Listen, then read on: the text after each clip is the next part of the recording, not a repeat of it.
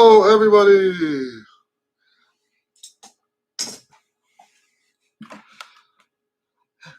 All right. Yep, we're on number 100. I hope you guys can hear me all right. So Anthony says, happy 100th birthday, Eddie. Yeah. And so does Sean. Sean says 100. All right. So before we move on, I'm going to tell you because, a lot of times I'll say stuff and it's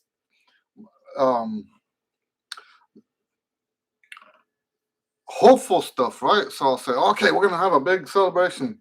And I did try to get some people out here. And, the one person I tried first to get, he says he wanted to do it, but he couldn't today. So we're definitely going to have him as a guest later, right? And then I called a couple other people and they couldn't do it. And then I decided, you know what? I want to wait until I can do that other guy. So, and we'll have him over. So someone asked why I don't just do it remotely. And so there's two things that happen online. If you look at other people's YouTube videos, right? You can do an interview remotely because you can record both of those at the same time. Recording is not the same technology as streaming. For my computer to have a host, to host a guest, not to have a host, to host a guest and then publish that in real time, I would have to have an extremely powerful computer, or I would have to have a separate piece of equipment that would stream the other, and then the other, put it together and feed it to my computer. I don't have any equipment that's anywhere near powerful enough to do that. Now, I could do interviews. I'm actually considering doing interviews with people online. Hello, Nisus. I'm going to say it, Nisus. I'm doing good. He says, how are you doing, Eddie? I'm doing good. Great to see you on here. So anyway, I don't have the technology yet to do a remote live stream. So I've been telling these guys they need to come to my house. And the problem with that, right, is I live on the southeast corner of Houston, and everybody else that I know lives like on the other side of Houston, right? So it's like an hour drive to get here for most people. So, and it's not like I can pay them anything. So, so we'll see how that goes. But I know the one guy wants to do it, and I'm sure you guys are going to enjoy having him on here. We do have two questions to get started with. I'm going to answer them in the order that they came in. One of them was 2 weeks ago. And the question was, I better read it because let me read it to you because I don't want to get this wrong. It was about which trumpet you should play in church orchestra. Should you play C trumpet or should you play B flat trumpet? And so it can't be that far back in the comments. Let's see here. Let's see. All right, this is from the Clarion Hall. Question for you, next Q and A. Do you think either B flat or C trumpet is better for a traditional Sunday service? All right, so my first answer to that question would be to say it shouldn't matter which one you use, as long as you can play it in tune, right? So sometimes the problem with mixing, so let's say let's say you have amateur players, half the players are playing B flat, the other half are playing C trumpet. If these are amateurs we're talking about, it's going to clash because the just take let's see. I'm thinking which one. So C on C trumpet is D on the other trumpet, right?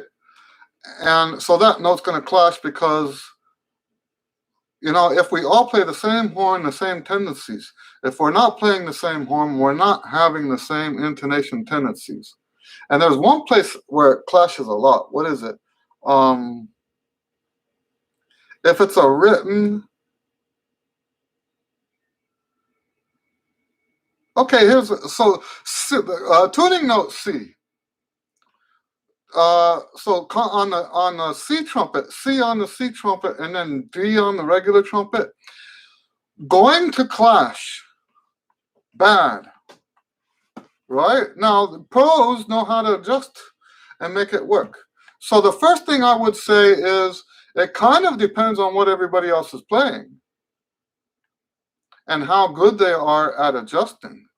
That's the first thing I would say is who are you working with?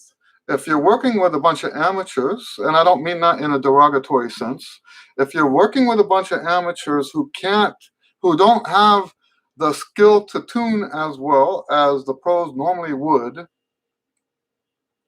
then you playing on a C trumpet and they're playing on a B flat trumpet is going to make you sound like you're the one that's out of tune, even though you might be the professional player. And that's the way the ear perceives it, right? If we hear it's like that funny story, and you know what? I'm not going to repeat who the story was about, but there's a pro trombone player that moved to Los Angeles, and the story goes that he's in a recording session. He's already famous, right? Before he goes there, and uh, he's in a recording session. They keep telling him he's out of tune, out of tune, out of tune. And so finally the guy pulls him aside and says, man, you're playing out of tune. And he said, no, all those guys are out of tune. And I don't care how famous you are. If this story is true, and this is why I don't put his name on it, because it might not be true. There's legends that get passed down through the ages, right? And a lot of it is probably very exaggerated, right? But this is a great story to demonstrate what I'm talking about with intonation. And you guys have heard me say this before anyway. I believe that intonation is cultural anyway. We want to make it sound like it's mathematical. That's not true. There's not a single one of us that's good enough with the maths to be mathematical when we're actually performing. That's not a possibility. That's not a possibility. Okay?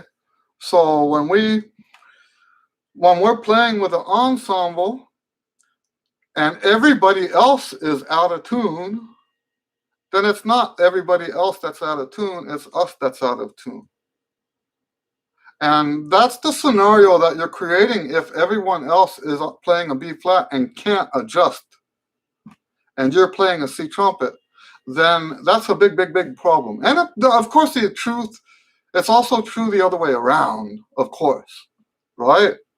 If you're playing, one person has B flat and everybody else is playing C's, it's just that doesn't happen very often. Usually if someone's playing a C trumpet, they're professional players.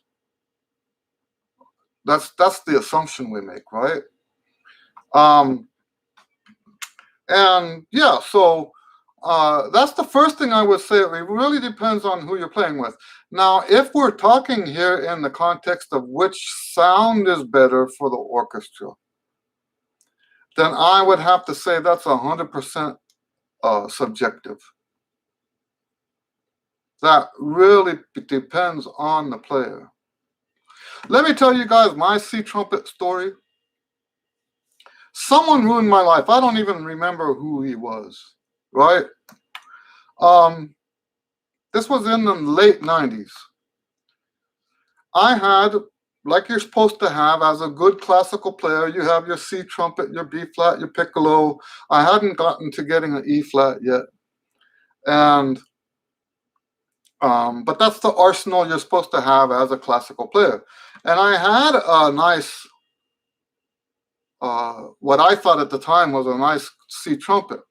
And I had just bought my B flat trumpet, and my B flat is wonderful. That's the horn I just played on now. It's a beautiful horn. I just got the lacquer all removed, so it kind of sort of looks like a different horn now. I've been wanting to get the lacquer off since I first bought it, and it actually plays better now than it did before I took it in.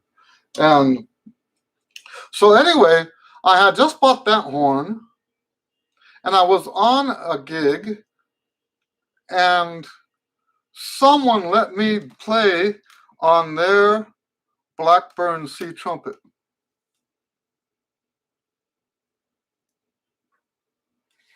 Someone let me play on their Blackburn C trumpet, and it was as beautiful of a horn. It played as nicely with no effort whatsoever. It played as nicely as this horn. Ruined my life because what did I do? I sold my C trumpet back to the guy that sold it to me. I sold my C trumpet, and I told myself, if I can't get a great sound on the C trumpet that I get on my B flat, this will motivate me. I got rid of the C trumpet, playing everything on my B flat because it's a better sound, and I can transpose all that stuff, right? Better sound, and I'll just save my pennies until I get a Blackburn C trumpet. Well, I still don't have a Blackburn C trumpet, and it's over 20 years later, right? So, oh my. So yes, that's my C trumpet story. I don't not have a C trumpet because I don't want a C trumpet. I don't have a C trumpet now because I want a Blackburn C trumpet, and I think the one that I want is between $4,000 and $5,000. And I just can't afford that. So, but yes, I'm not going to get another C trumpet until I can get a Blackburn. And by the way, when I went to ITG 3 years ago, I think it was, maybe 4 years ago, the Blackburns were set up, and I thought, you know what? Let me see if that was just in my head. And I went to the Blackburns, and I tried the Blackburns, and it's not in my head. Those are some awesome, awesome C trumpets. I don't know why everybody's not playing on as far as C trumpets go. I don't know why. Well, I guess I do know why. For the same reason I'm not playing on it, because I can't afford it. But I mean, they play on the bonnets, right? Anyway, I'm not saying. Don't get me wrong. We talked about this before. Don't get me wrong. I'm not saying that Blackburn is a better trumpet than any other trumpet. For me personally, my stance on trumpets has always been, you're looking for the one that's perfect for you. That's not going to be the same from one person to the next. That is not going to be the same. So for me, Blackburn is the perfect trumpet. That's what I want. That's what I'm holding out for. So now the second question that came in just today. I'm going to read it to you real quick. Hi, Eddie. I have been watching your videos over the last year and have adopted your approach to becoming a jazz trumpet player. I am a 60-year-old returning player from Ireland who has watched your videos intensively. Woohoo! We like that. Thank you very much for watching the videos. He continues, I admire your overall approach to teaching jazz trumpet. Thank you. My question for you is, I have just completed the scale expansion and tonalization studies on all 12 major scales, completing over a number of months. Should I now start practicing scale expansion and tonalization on the next set of scales, whether dominant or melodic minor, etc., while continuing to practice the tonalization studies on the major scales? Okay, so you've got the right idea there. You've got the right idea. So if you understand my tonalization study concept, right? If you understand that it's one scale per day, instead of traditionally what we do is all the scales in every day, right? With my approach, we're going to do those 20 patterns at least. There's actually at this point 60 patterns.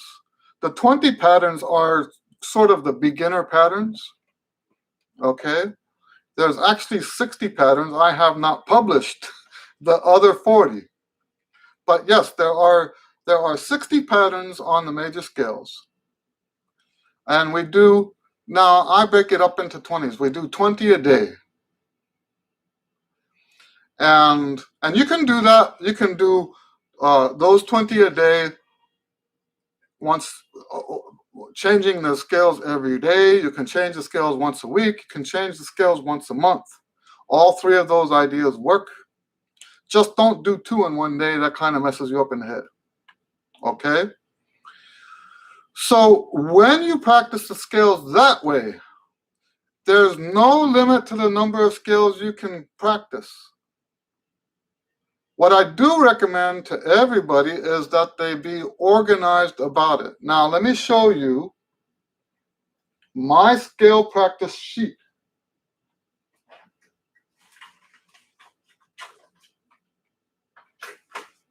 If I can find it. Oh, here. Oh, yeah. Which I just ripped off. Okay. All right. So I have one of the concepts that I teach about the accumulative approach to practicing relies very heavily on these forms.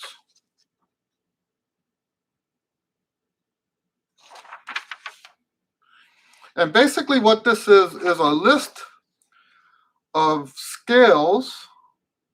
Now I have three sections on here. The top one is the new scale, and that would be just one scale that I do as the new scale.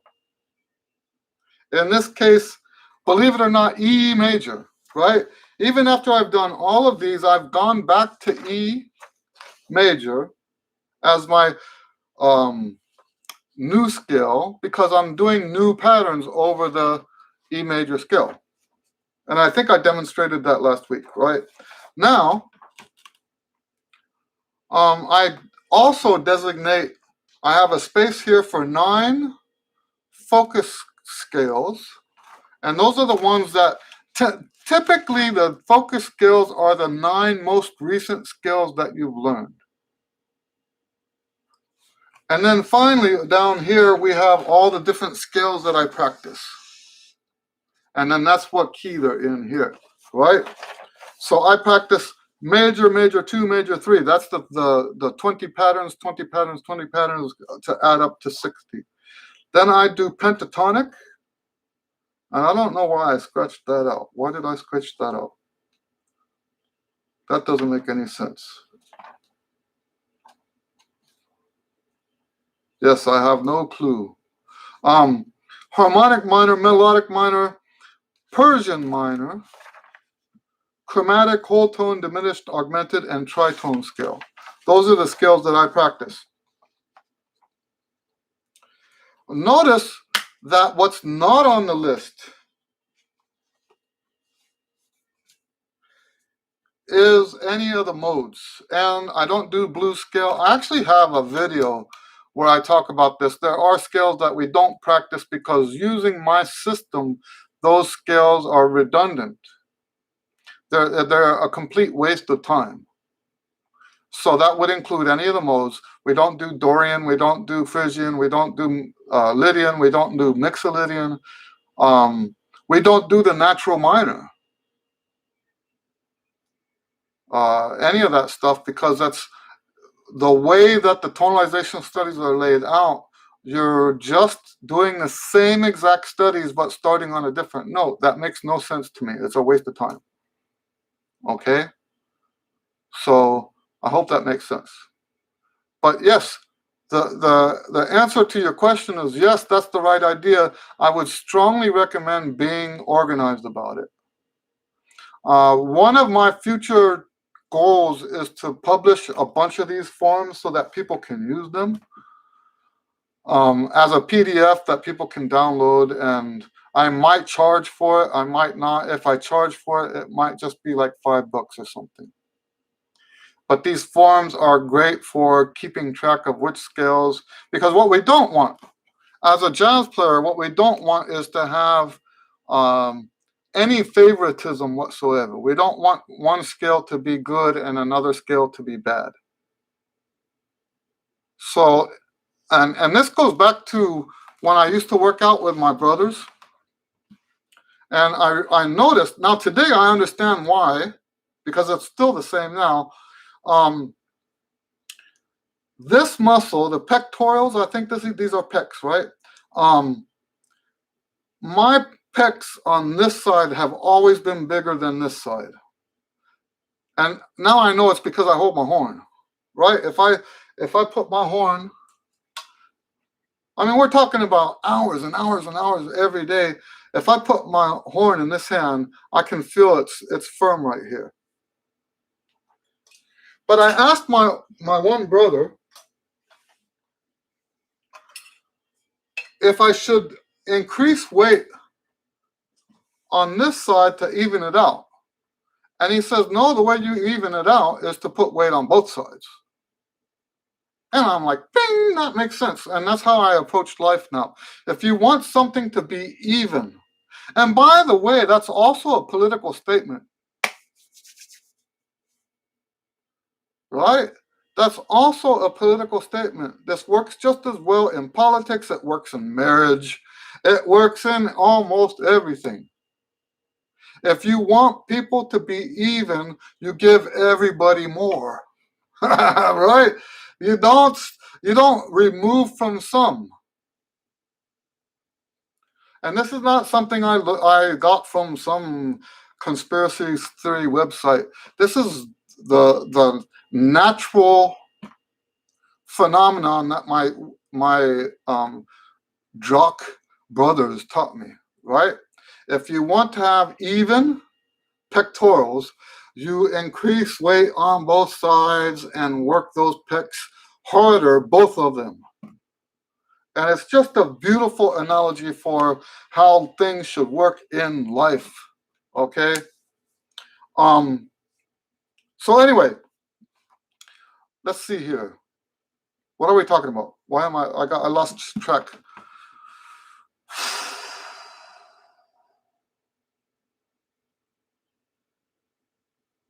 Boy, you would think that this would happen more often in my Q and A's, that I would lose track of what I'm saying. So we're talking about the scales. All right, that's right, scales. The reason we talk about that, if you want to have even scales, then you do more on all of the scales. It's the same concept as what my brothers taught me. Okay. If you want to have even scales, you do more on. So the equivalent here would be spending 1 week on each scale instead of 1 day. If you have some scales that are worse than others, then you spend longer amounts of time on all of them. So 1 week, if I went through one period where I was doing 1 scale per month, that's the same as the equivalent of putting more weight on both sides. Okay? I hope that makes sense. All right, so let's get to these other questions. Nisus says, quick question, the TMEA etudes are a bit challenging this year, haha. Are you going to be able to upload you playing the etudes? You know what? I kind of sort of decided that maybe I've not. When I say kind of sort of, that means that I haven't decided. Maybe I won't be doing that this year. Let me see what they are real quick.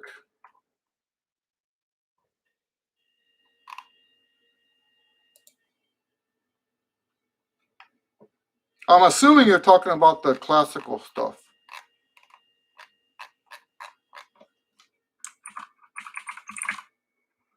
Yeah, I just don't. I don't want to make it sound like I don't feel like it. Okay, it's Urban. Number 7, number 12, and number 9. Let me get my Urban book.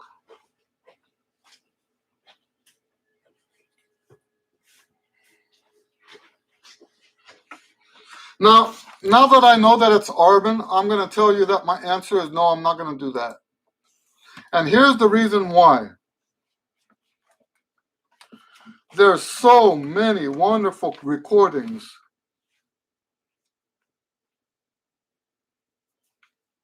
Okay, 7, 12,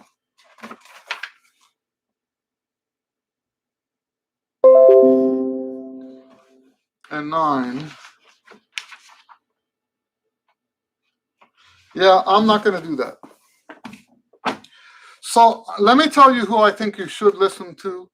Is that guy? Let me pull up his channel and I'll give you a link.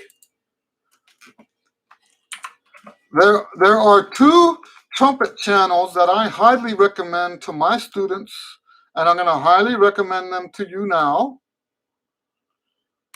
One, of course, is Charlie Porter, and the other one is this British guy that I keep forgetting his name.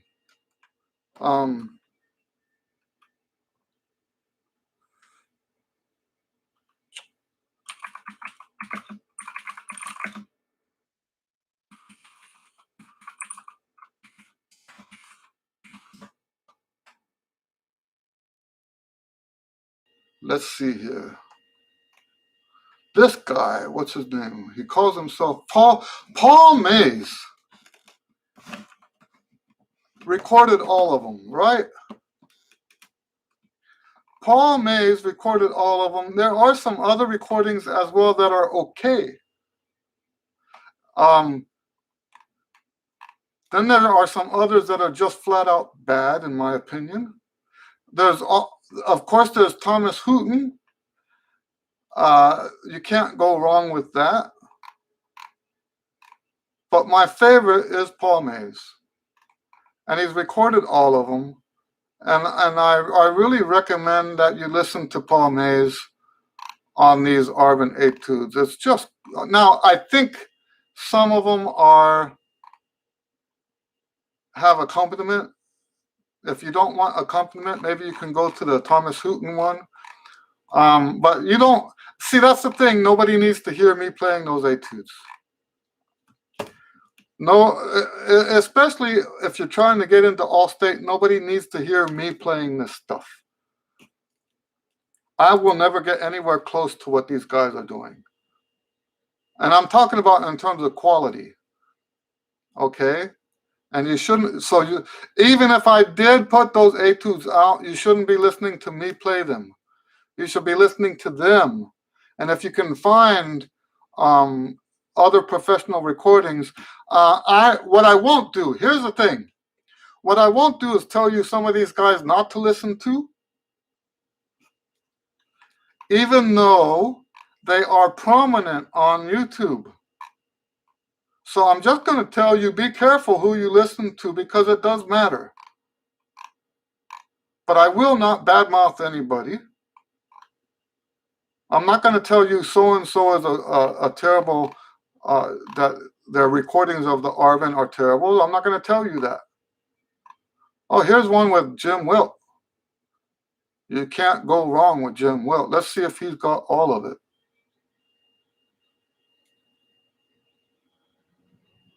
No, he just has number 1. That doesn't help you guys much. Jim Wilt used to be in the Houston Symphony. Well, maybe I'm wrong about this. Let's see. Maybe he's got some others.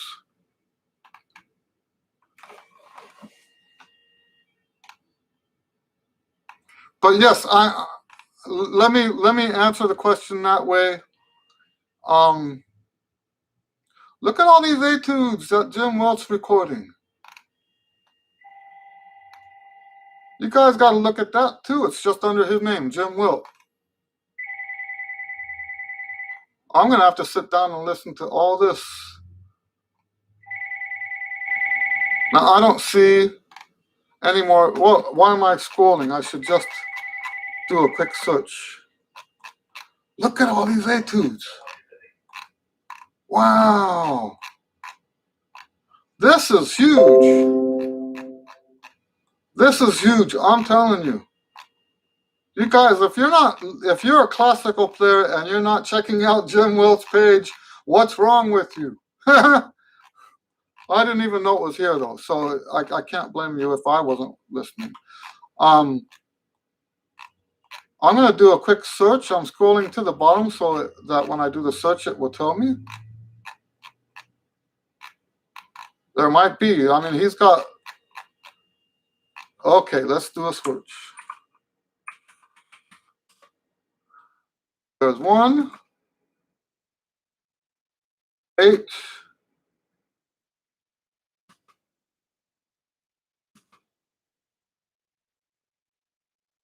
5.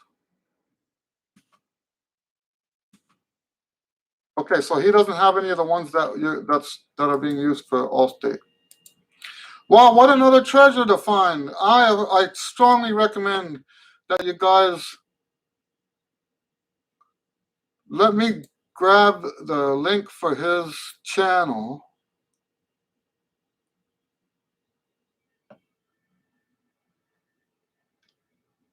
How do you do that? How do you share someone's channel? I'll try just give you the link here. That's Jim Wilt. Paul Mays is the other one.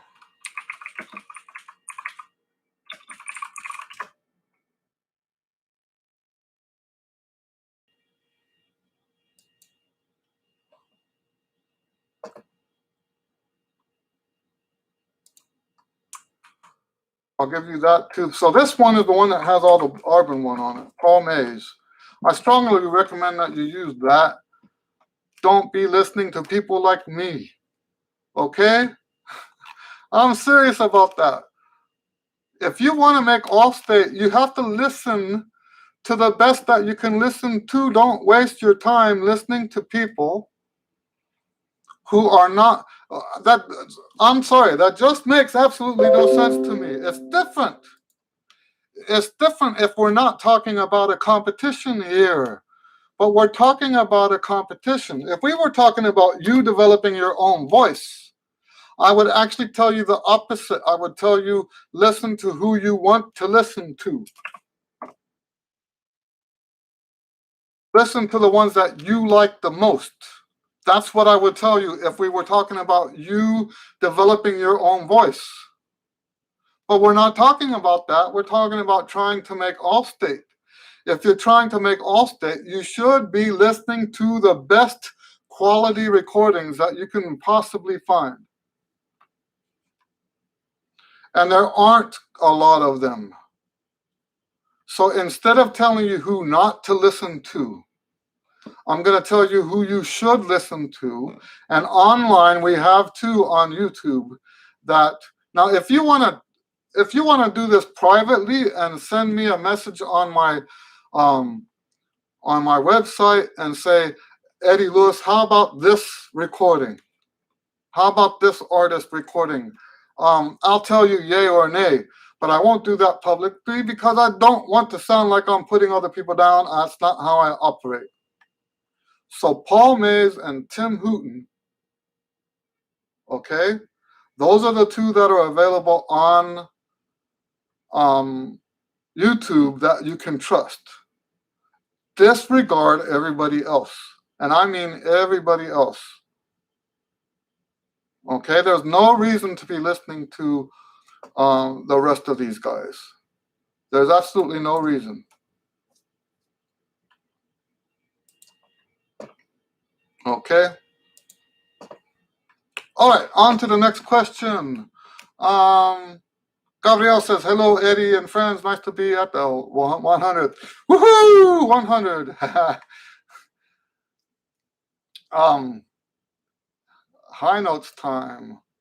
Anthony says it's high notes time. Gabriel says, that was a very good job on the Box 72. Yeah, they did a good job. I was upset when I first got the horn. What I didn't know, that lacquer has changed over the years, right? So with the 72, there's 2 layers of lacquer. Now she was using, I'm hesitant to use the word she uses because, not that don't get me wrong, I'm not saying she doesn't know what she's talking about. I'm not saying that. It's more that I don't know what I'm talking about. Okay? Because I got the horn and I pulled it out and I said, I asked them to strip the lacquer, and he says, yes, they did strip the lacquer, but it looked the same to me. It looked just as spotted, and I'm like, why would I get the lacquer stripped if it's gonna look like this? So they phoned her up. She wasn't there at the time. They phoned her up, and she explained to me that the lacquer was in 2 layers. They had like a metal layer. She kept referring to it as the gold lacquer. And then the other lacquer over the top of that. So what they did was they took that top layer of lacquer off. Now, the reason I'm hesitant to call it lacquer is because she said on the phone, she said, don't worry about it. It will all tarnish. And I'm like, how does lacquer tarnish? So it's not that I don't think she knows what she's talking about. I don't know what she's talking about. Okay? So you can, but she was absolutely right. It's tarnishing in one color. When I got it, there were still spots all over it. And so apparently there are places on here where it still has that second layer. Now she told me they could take that second layer off, but it would probably damage the trumpet. And I walked out of there just a little disappointed because I really wanted that lacquer to come off, but I don't want to damage the horn, right? Turns out she was absolutely right. And the horn looks beautiful.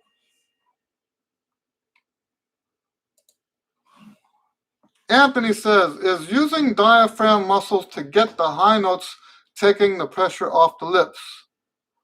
So that's not really the way we say that.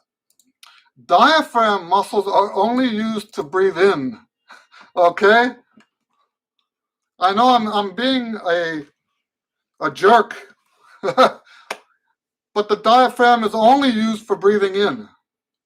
So when people tell you to blow from the diaphragm, that's technically not possible. The diaphragm is a muscle that pulls down. In relaxed, okay, so this is the diaphragm, right? When it's relaxed, it's like this. When it's pulled tight, it comes down like that. It's used for breathing in. When you play the trumpet, it's not your abdomen. I mean, it's not your diaphragm, it's your abdomen. So all the muscles of your core come together to squeeze in. Basically, you're like a human bagpipe. All of your internal organs, your lungs, everything have to be squeezed in to push the air out. That's what's really happening. Okay? It's your core muscles that push. Now, to answer your question, now that we can interpret it for what you really mean, so let's read this the way it should read, is using the abdomen muscles to get the high notes, taking the pressure off the lips. The answer is yes. The more you blow with the abdomen, the less you need to work here to get those notes. Unfortunately, it's not really as simple as that. That's a simple explanation, but actually doing that is not simple. Okay? Also, he says, if the sides of your embouchure don't hurt a little bit, does it mean you're not doing exercises correctly? No, it doesn't mean that.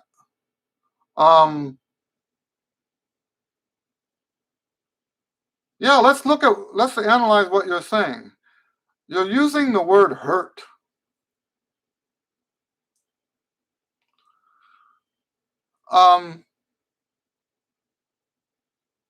Now, here's what I have to ask you. The hurt that you're talking about, is that while you're playing or after you're playing? There shouldn't be any hurt in the corners. We call it corners. I think that's what you're talking about. Sides of the embouchure, we call it corners. There shouldn't be any hurt there. If you have hurt there, what it probably means is that the muscles are fighting against each other instead of trying to help each other. And people will call that, they will say that you have too much body tension, and that's probably true. But once we start opening up the can of worms that they call body tension, there's a lot of problems with that. There's a lot of false news, what they call that, fake news. Fake news when they talk about body tension. Okay? False information. But yes, you're not supposed to have any pain. There should be no pain. If you're playing correctly, there should be no pain.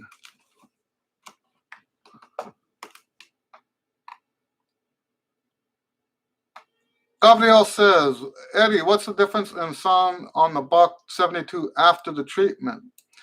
It's a more, the instrument becomes more present. So this is not a new treatment for me. This is not a new treatment. Let me pull out my flugelhorn and show you what I did.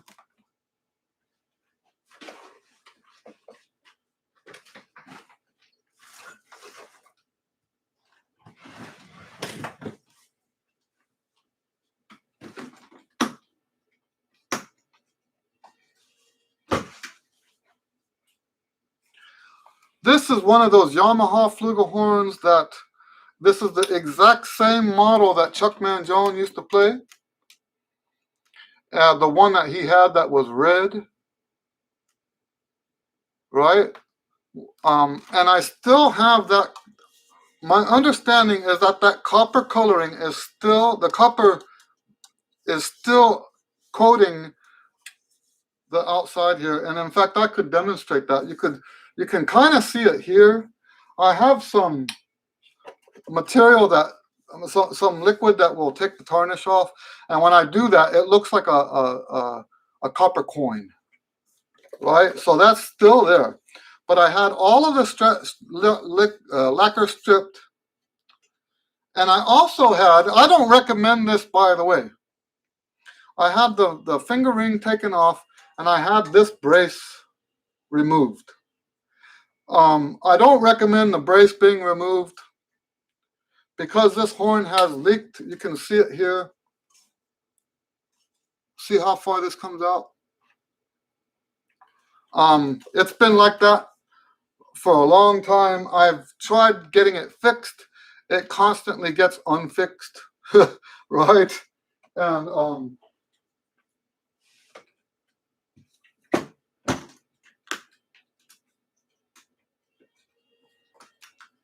Now, we call that raw brass, right?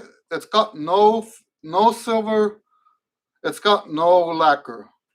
It's raw brass. And the raw brass, in my opinion, has a more present sound. I don't know a better way to say it than that. It's not a sound that cuts through. It's a sound that kind of floods the room. And for me personally, I prefer an instrument that floods the room. Okay, that's how I like to, it really depends on what it is that you're trying to do. If I was playing principal trumpet in a symphony orchestra, I probably wouldn't want to just flood the room.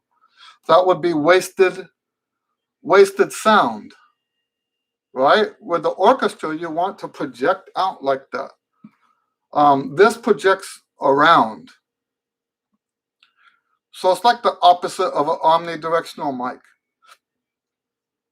right? Omnidirectional mic can come in from every direction. This is an instrument that produces sound in every direction. And I just like that. So that's and what I'm saying here is not scientific. That's my anecdotal experience. I just like when an instrument has that presence. I like when an instrument can fill the whole room like that. Javier says, hello, Javier, nice to see you. Hello, Eddie, and no trumpet God worshippers, friends. I hope you're all doing well. I'm doing great, thank you. He says, I have been doing the tonalization 1 key a week. Good. I did this 2 times, but now I want to do it in 1 key a day, but the daily routine involves high, mid, and low difficulty schedule. Does this matter? No, it does not matter. It doesn't matter. I've been doing it that way. I told you sometimes I've done for a week, sometimes I've done for a month, but I've been doing the tonalization studies since 1985, and I would have to say that 90% of the time I've done it 1 key a day. And no, it doesn't matter. And here's why it doesn't matter. If you follow this system, the next time it'll probably be flipped, and the hard key will be on the bigger day. And so, just statistically speaking, it's not likely that as you go through all these over and over and over and over again, it's not likely that you would skip somehow, one of those keys, the upper notes, every single time. It's not very likely. So yeah, it sounds like, Javier, it sounds like you're on the right track. Anthony says, human bagpipe is a good analogy. Yes, that's right.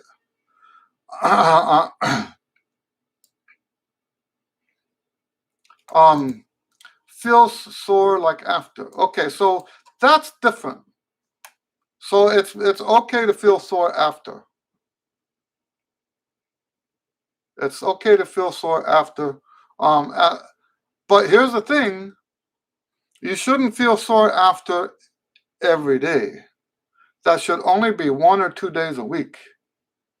Otherwise, you're not getting the full back and forth that creates the what do you call it? The strength growth. The growth in your strength. Javier says, even if I don't play in a week, I don't lose my chops with your method. The only thing affected is endurance. Is there anything I can do that takes little time to keep endurance when I can't practice? There's stuff that you can do, but what I want to get you to consider is that maybe you don't have problems with endurance, and that it's just in your head. Now, don't take what I'm saying personally. I'm not saying that. Okay. Let me tell you what I mean by that. A lot of times if we don't practice, the way it feels changes. And when we start playing, that different feeling, we interpret it as something that it's not. That's not our endurance going off. Basically, it's just a different feeling because you haven't been practicing, right? It's not that you have less endurance. I think what happens is that we get that endurance thing becomes a self-fulfilling prophecy. We think it's less endurance, so therefore we act like it's less endurance, and then that snowballs, and we're absolutely convinced that it's less endurance. I don't believe endurance goes away that fast.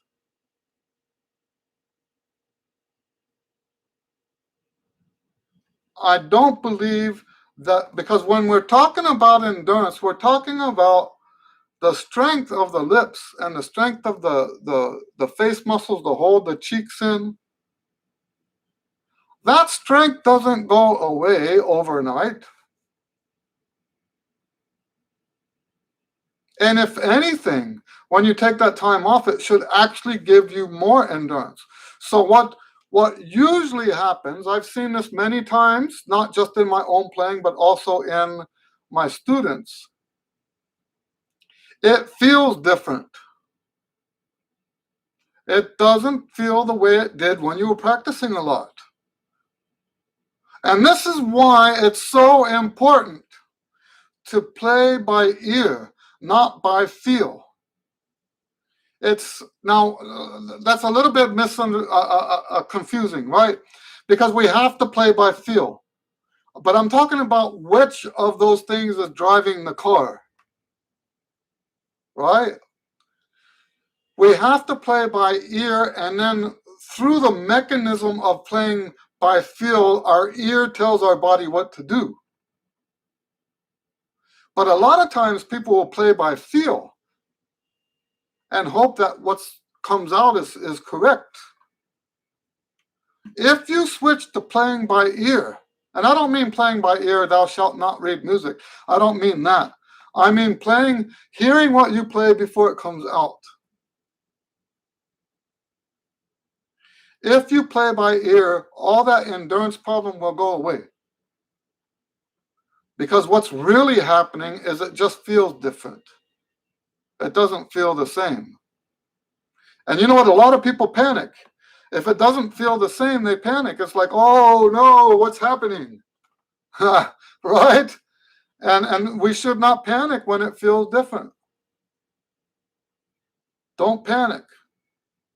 It's going to feel different because, here's the thing. We're human. It's always different anyway. It's always going to be different. The teeth shift. Your body fat goes up and down. Your diet changes. There's times where you get less sleep, when you get more sleep, when you're living at high elevation, and then you're living at sea level. We go through so many changes constantly, and the way we navigate those changes as a trumpet player is to play by ear. Hear what you're going to do, and then play what you hear. And forget about how it feels. Okay? So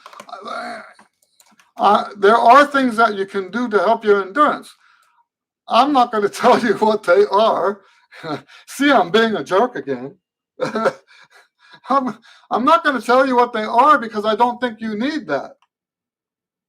It would be different if you. So I have had a student that has to travel. Now he doesn't have that job anymore. But his previous job, he had to travel to Italy, he had to travel to Israel, he had to travel to India, and all these different countries, right? And if you're going to go weeks and weeks and weeks without playing, then yes, maybe you might want to do something to keep the muscles up. What you're describing to me is not that. You can go a whole week without practicing. It's not going to do anything to your chops. If anything, it's going to make your chops stronger, not weaker. Okay? Gabriel says, I usually practice on deep pieces. Do you think I should play something on a shallow one? You know, me personally, I practice everything on a deep mouthpiece for several reasons. I like the sound better. I think you need more strength to play on the deeper mouthpiece. So when I practice something on a deep mouthpiece and then go to the gig, it's easier, right? That said, if you do have a shallow mouthpiece, you should probably spend some time on it. I wouldn't do it on a regular basis. Don't do it on a regular basis because I don't think that's necessary. But you don't want to have the shallow mouthpiece feels different. It sounds different. It is different. It's a whole different animal. Let me tell you this. Going from deep to shallow, it's very easy to overshoot the notes. And that makes sense because the shallow mouthpiece offers more resistance. If you put the same air but for more resistance, the notes go higher. And it's more difficult to control that. When you have more resistance, you have to back off and be more delicate with the horn. So yes, you should play it enough to get used to it. Javier says, yeah, when I don't practice in some days, the comeback is usually better and more comfortable. Yeah, it definitely feels different, and it is not because lip swelling. Never had lip swelled since I use your method. Only muscular fatigue. Thanks, Eddie. This is the only method that has allowed me to keep what I've learned and keep progressing even if I rest. Yeah, that's probably the most important aspect of my method is that you can take time off. This is not this is not a ball and chain. We're not married to the trumpet. It's not trumpet jail. It's not a trumpet god like we talk about sometimes. It's truly is musical freedom. It really is musical freedom. Now it can be abused, right? And that's fine. The way I see that, because my wife and I have had some discussions about this. And I think the way I teach would be entirely different if I was teaching in a music school, right? If I was teaching music majors who were planning on making a living this way and they weren't practicing, I think I would be probably kind of belligerent.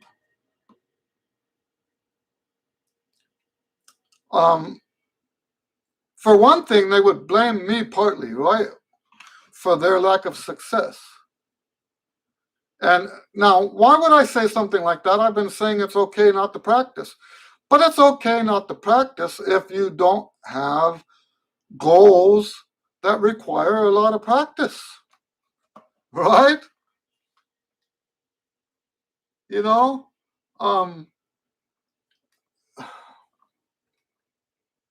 If you want, for example, if you want to make a major orchestra and you don't practice, what are you thinking? If you want to be a professional trumpet player and you don't practice, what are you thinking? So if I was teaching at a music school, I wouldn't be teaching the way I teach now. So, but yeah, if you're not making a living at this,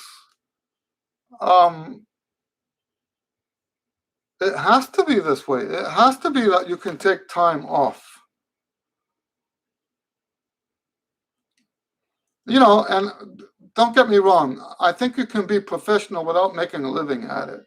When I say making a living, I'm talking about that's what you do for like your full-time work.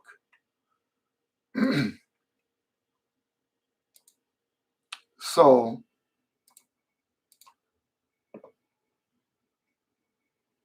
anyway, any other questions before we finish this 100th um, live stream number 100? Wow. Any other questions?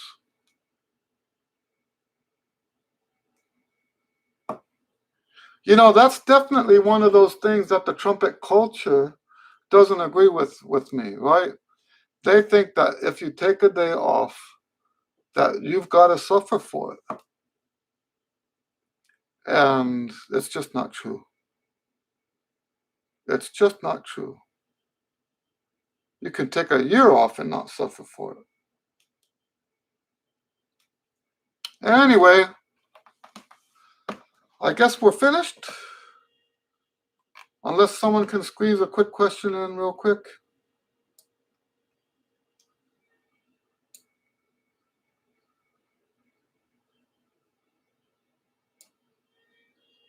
All right. Well, God bless you guys. It's always nice to see you.